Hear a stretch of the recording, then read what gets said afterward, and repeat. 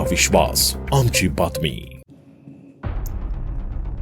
धुळ्यातून एक खळबळ उडवून देणारी बातमी समोर आली आहे. चक्क धुळ्याच्या टपाल कार्यालयाला बॉम्बनं उडवून देण्याचा ईमेल प्राप्त झाल्यानं एकच खळबळ उडाली आहे. ईमेल प्राप्त झाल्यामुळे कर्मचाऱ्यांमध्ये भीतीचं वातावरण पसरल्यानं कर्मचाऱ्यांनी तात्काळ कार्यालय खाली केलंय. या प्रकरणाची माहिती पोलिसांना प्राप्त होताच पोलिसांनी श्वान पथकासह टपाल कार्यालयामध्ये दाखल होत तपासाला सुरुवात केली आहे. तब्बल 2 तासांच्या तपासणीनंतर कुठलीच संशयास्पद वस्तू आढळून आली नसल्याची माहिती बॉम्बशोध पथकाच्या अधिकाऱ्यांनी दिली आहे. दुपारी 12:10 धुळ्याच्या टपाल कार्यालयाला उडवून देण्याचा मेल प्राप्त झाल्यामुळे एकच खळबळ उडाली आहे. कार्यालयातील कर्मचाऱ्यांनी तात्काळ कार्यालय खाली केल्यामुळे परिसरात भीतीचं वातावरण निर्माण झालंय.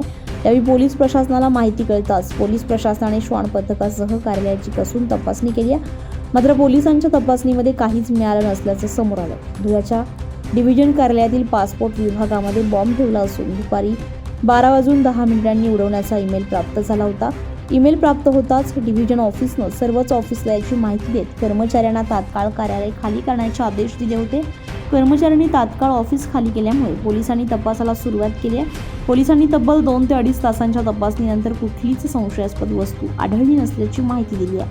त्यामुळे हा केवळ अज्ञाताकडून करण्यात आलेला खोडसाळपणा असल्याचं समोर आलंय.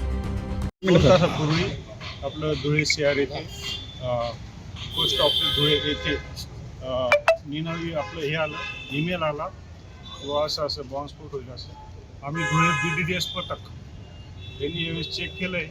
असं कुठलीही संशयास्पद वस्तू आढळून आली नाही. सुनील निकम, आपलं शासन, धुळे.